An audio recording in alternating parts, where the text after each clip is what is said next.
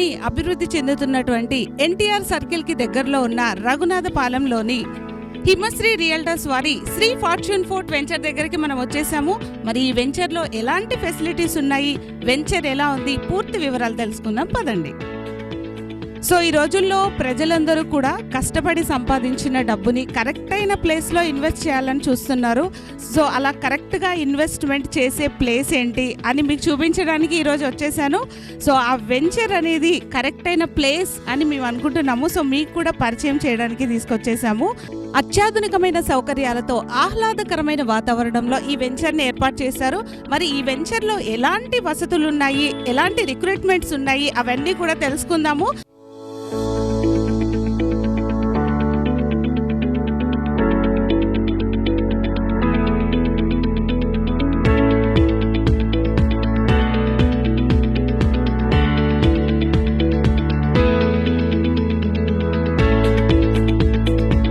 So ఇప్పుడు మనం Himasri realtors వారి Sri fortune fort management Vijay Kumar గారితో మాట్లాడి మరిన్ని విశేషాలు తెలుసుకుందాము. Hi sir, how are you? Sir, మరి ఈ వెంచర్ గురించి మరిన్ని విశేషాలు తెలుసుకోవడానికి అయితే ఇక్కడ క్లయింట్స్ వస్తూ ఉంటారు కదా, వాళ్ళకి చాలా డౌట్స్ ఉంటాయి. ఒక వెంచర్ కొనే ముందు మనం ఖర్చు పెట్టి అంటే సంపాదించిన డబ్బు ఖర్చు పెట్టడానికి సో ఈ వెంచర్లో ఏం ఫెసిలిటీస్ ఉన్నాయి అవన్నీ కూడా ఒకసారి మాకు చెప్తారా? సార్, ఈ వెంచర్లో ఏ టైప్ ఆఫ్ ఫ్లాట్స్ అవైలబుల్ ఉన్నాయి? ఇందులో 2 టైప్స్ ఉన్నాయండి. ఒకటి రెసిడెన్షియల్, ఇంకోటి కమర్షియల్. కమర్షియల్ వచ్చేసి 350 యార్డ్స్, 300 యార్డ్స్ ఉన్నాయి. రెసిడెన్షియల్ వచ్చేసి 200, 220 యార్డ్స్ ఉన్నాయి. ఎంటీ ప్లాట్స్ కాకుండా హౌస్ కన్స్ట్రక్షన్స్ కూడా ఉంటాయి. అంటే గేటెడ్ కమ్యూనిటీ టైప్ ఉంటుంది. ఫేస్ లిఫ్ట్ సేమ్ అన్నీ ఒకే విధంగా ఉంటాయి. కస్టమర్ కోరిక మేరకు కస్టమైజ్ చేసి కట్టించి ఇవ్వడం కూడా ఉంటుంది. అంటే ఒక్కొక్క ఫ్లాట్ ఎన్ని గజాలు ఉంటుందండి? అంటే గజాల లెక్కన చూసుకుంటే ఎన్ని గజాలు? 200, 220 గజాలు. ఈస్ట్ ఫేసింగ్ వచ్చేసి 220 గజాలు, వెస్ట్ వచ్చేసి 200 యార్డ్స్. వెంచర్లో డబ్బు ఇన్వెస్ట్ చేయడానికి, ఫ్లాట్స్ కొనడానికి వచ్చిన క్లయింట్స్కి మీరిచ్చే భరోసా ఏంటి? ఫస్ట్ ఆఫ్ ఆల్ ఇది అప్రూవ్డ్ వెంచర్, డిటిసిపి పరంగా కానీ లేకపోతే రెరా పరంగా కానీ. వన్స్ అది అప్రూవ్ అయింది అంటే ఆల్ డాక్యుమెంట్స్ వెరిఫై అయిన తర్వాత మాత్రమే అప్రూవ్ అవుతుంది. సో అలాంటప్పుడు ఇంకెవరు దాని గురించి ఆలోచించాల్సిన అవసరం లేదు. దానికి సంబంధించిన పూర్తి డాక్యుమెంట్స్ మనం ఏర్పాటు చేయడం జరుగుతుంది. అదేవిధంగా వాళ్ళకి లోన్ ఫెసిలిటీస్ కూడా ఏర్పాటు చేయడం జరుగుతుంది. అవును, చాలామంది కొనాలని అనుకుంటారు. సో కానీ డబ్బు తక్కువ ఉండడం వల్ల వాళ్ళ ఆశల్ని నెరవేర్చుకోలేకపోతారు. సో అలాంటి వాళ్ళకి లోన్ ఫెసిలిటీస్ కూడా ఉన్నాయన్నమాట. లోన్ ఫెసిలిటీస్ అంటే ఎలా ఉంటుందంటే కొంతమంది ఓన్లీ ఇల్లు కొనుక్కుంటే మాత్రమే అనే విధంగా ఉంటుంది. మన దగ్గర ఏంటంటే ప్లాట్ కొనుక్కోవడానికి లోన్ ఫెసిలిటీ ఏర్పాటు చేయడం జరుగుతుంది. అలాగే ఇల్లు కట్టుకోవడానికి కూడా లోన్ ఏర్పాటు చేయడం జరుగుతుంది. సో చాలా మంచి ఆలోచన. సో లోన్ తీసుకొని కూడా వాళ్ళ కళను నిజం చేసుకోవచ్చు. అయితే ఫ్యూచర్లో మనకి ఈ ల్యాండ్ వాల్యూ పెరిగే అవకాశం ఉందా అండి? 100% పెరుగుతుంది. ఇప్పుడు ఈ ఏరియానే ఇప్పుడు ప్రజెంట్ రైజింగ్లో ఉంది. ఇది ఎన్టీఆర్ సర్కిల్. ఇక్కడ నుంచి ఇలా వస్తుంటే మనం ఇక్కడ ఉన్నాం. ఇక్కడ నుంచి అంటే ఇది కోయచల్క క్రాస్ రోడ్ అంటారు. కొంచెం ముందుకు వెళ్ళిన తర్వాత ఇక్కడ స్వామినారాయణ గురుకుల ఇంటర్నేషనల్ స్కూల్కి 16 acres అలాట్ చేశారు. అలాగే ఈ పక్కన ప్రపోజ్డ్ ఇంటిగ్రేటెడ్ కోర్ట్ కాంప్లెక్స్కి ఇవ్వడం జరిగింది. నెక్స్ట్ దాని తర్వాత దాని పక్కన ఎదురుగానే తెలంగాణ సీడ్ స్టోరేజ్ ఉంది. అది కాకుండా కొంచెం మళ్ళీ బ్యాక్ వచ్చి ఈ ఎస్ఆర్ గార్డెన్స్కి వెళ్ళే రోడ్ ఏదైతే ఉందో ఈ రోడ్లో ఇది proposed medical college site allot చేయడం జరిగింది. అలాగే ఇప్పుడు ఇది నాగ్పూర్ టు అమరావతి హైవే. ఈ హైవే కూడా మనకు చాలా దగ్గరలో ఉంటుంది ఈ ఎగ్జిట్. సో మనం ఎటు పోవాలన్నా కూడా ఈ ఎగ్జిట్ నుంచి వెళ్ళిపోవచ్చు డైరెక్ట్గా. సార్, మరి ఫ్లాట్కి మధ్య రోడ్ సైజ్ అనేది ఎలా ఉంది, పవర్ సప్లై అనేది ఎలా ఉంది, సో ఇక్కడున్న ఫెసిలిటీస్, రోడ్కి సంబంధించి ఫెసిలిటీస్ అలాగే సెక్యూరిటీ అవన్నీ ఎలా ఉన్నాయి? రోడ్స్ వచ్చేసి 40 feet రోడ్స్. సెక్యూరిటీ వచ్చేసి మీకు ఎంట్రన్స్ ఆర్చ్ ఉంటుంది, సెక్యూరిటీ గార్డ్స్ ఉంటారు అక్కడ, చుట్టూ క్లోజ్డ్ వాల్స్ ఉంటాయి. ఇంకా పీస్ఫుల్గా ఉంటుంది అట్మాస్ఫియర్. మీకు ఆ ప్రాబ్లం అయితే ఏముండదు. సో సీసీ కెమెరాస్ కూడా ఉంటాయి కదా? సీసీ కెమెరాస్ ఆల్రెడీ ఇప్పుడే ఎస్టాబ్లిష్ అయిపోయినాయి. ఆల్రెడీ సైట్ స్టార్ట్ అయినప్పుడే ఎస్టాబ్లిష్ అయిపోయినాయి. ఇంకా ఆల్రెడీ అప్గ్రేడెడ్ రావాల్సినవి ఉన్నాయి. ఇంకా అది కూడా ఏర్పాటు చేయడం జరుగుతుంది. వాటర్ సప్లై ఎలా ఉంటుంది? వాటర్ సప్లై యాజ్ ఇట్ ఈస్గా బోర్, ఇప్పుడు ప్రెజెంట్ బోర్ నడుస్తుంది. అది కాకుండా గవర్నమెంట్ పరంగా మిషన్ భగీరథ సంబంధించిన పైప్స్ ఆల్రెడీ వేయడం జరిగింది. సో అయితే పిల్లలు చాలామంది ఉంటారు. పిల్లల కోసం ఇక్కడ ఎలాంటి ఫెసిలిటీస్ ఉన్నాయి? పార్క్ వచ్చేసి ఇప్పుడు మేము మా 2 అంటే అప్కమింగ్ లేఅవుట్ ప్రజెంట్ లేఅవుట్ కలిపి నియర్లీ 6,000 యార్డ్స్ వస్తుంది. 6,000 యార్డ్స్ ఒకే దగ్గర అంటే పార్క్ డైమెన్షన్ ఎలా ఇచ్చామంటే రెక్టాంగిల్ షేప్లో ఉంటుంది. ఆ పార్క్లో 5,000 మంది ఫంక్షన్ చేసుకోవచ్చు. ఆ రేంజ్లో ఉంటుంది. పిల్లలకి ప్లే ఏరియా ఉంటుంది, అలాగే పెద్దవాళ్ళకు జిమ్ ఏరియా ఉంటుంది, అలాగే ఫంక్షన్ హాల్కి సంబంధించినటువంటి డయాస్ ఉంటుంది. ఇవన్నీ ఫెసిలిటీస్ ఇవ్వడం జరుగుతుంది. ఈ వెంచర్లో ఉన్న ఫ్లాట్స్లో ఉన్న వాళ్ళందరూ కూడా హ్యాపీగా ఇక్కడే ఏదైనా ఫంక్షన్స్ వచ్చినా కూడా హ్యాపీగా సెలబ్రేట్ చేసుకోవచ్చు అనమాట. బయటికి వెళ్ళాల్సిన అవసరమే లేదు. ఇందులో ఏదైనా సరే కమ్యూనిటీలో చేసుకోవచ్చు. సార్, ఇక్కడ ఫ్లాట్ కొనే వాళ్ళకి లోన్ ఇస్తున్నారు కదా, ఎలాంటి వాళ్ళకి ఇస్తున్నారు? లోన్ వాళ్ళ ఎలిజిబిలిటీని బట్టి వస్తుందండి. ఆల్మోస్ట్ అన్ని బ్యాంక్స్లో టైఅప్ అయ్యాం మనము. రేపు పొద్దున మనం లాంచింగ్ ఈ ప్రాజెక్ట్ లాంచింగ్ వచ్చేసి 31st మార్చ్ సండే చేస్తున్నాము. ఆల్మోస్ట్ అందరు బ్యాంకర్స్ కూడా వస్తున్నారు. ఎవరికైనా ఏమైనా డౌట్స్ ఉంటే ఆ రోజు వచ్చి వాళ్ళు క్లియర్ఫై చేసుకోవచ్చు.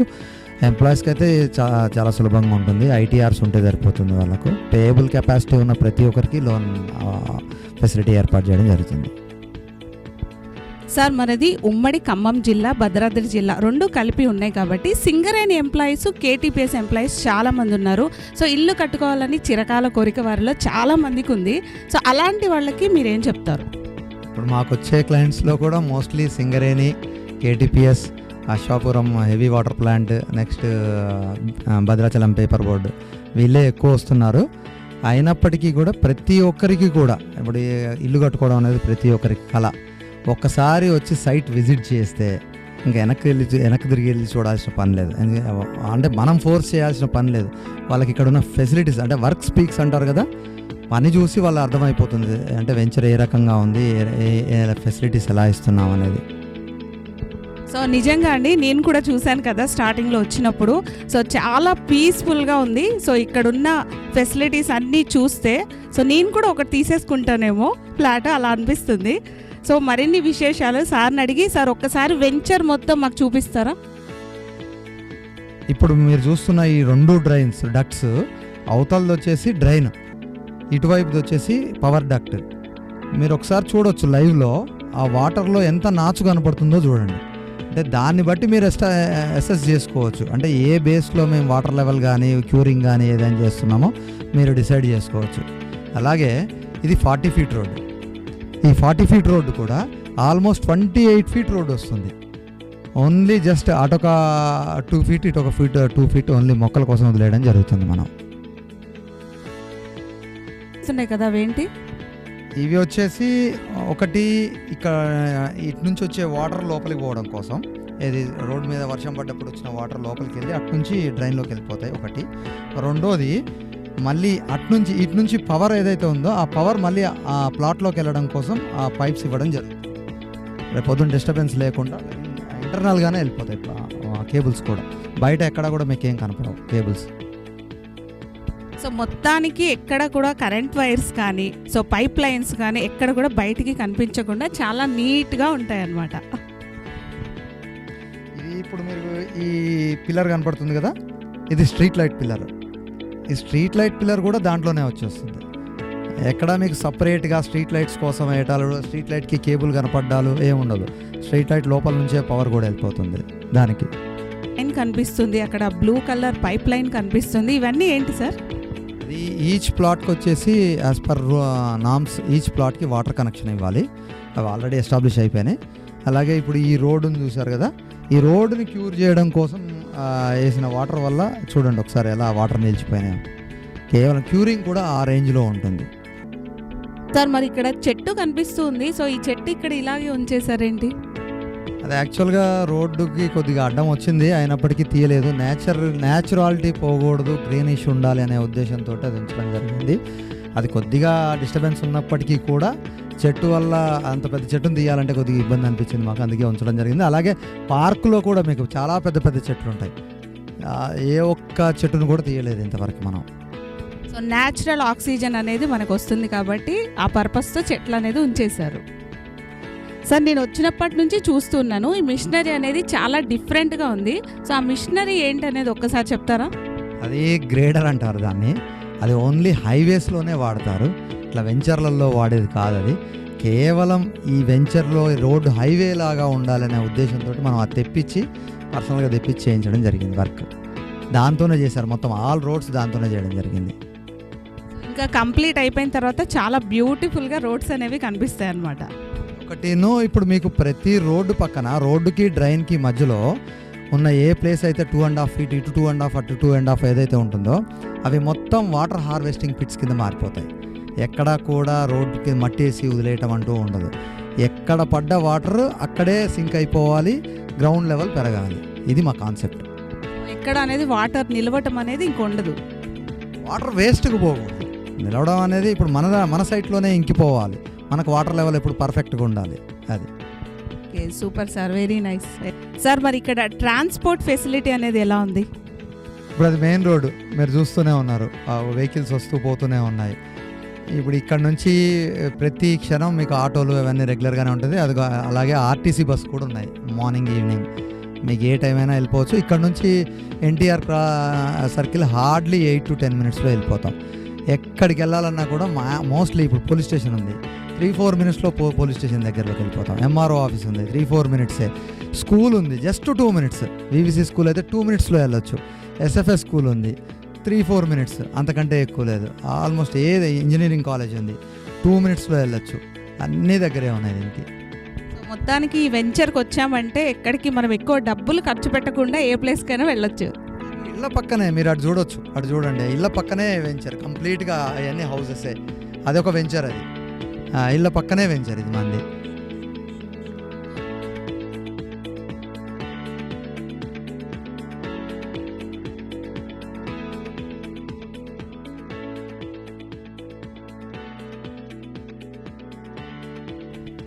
Thank you Vijay sir. Venture గురించి చాలా డీటెయిల్స్ చాలా క్లియర్గా చెప్పారు.